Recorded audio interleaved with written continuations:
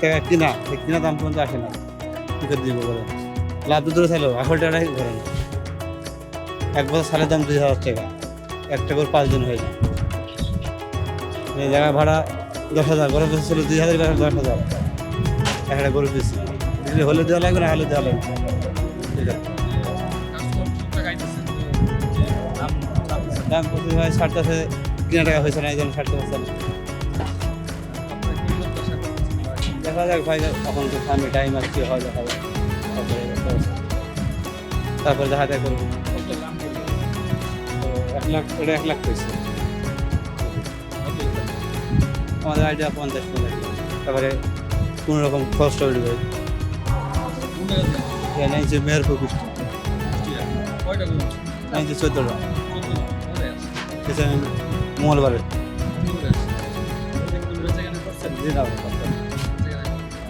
কালকে দেখা যাক আশা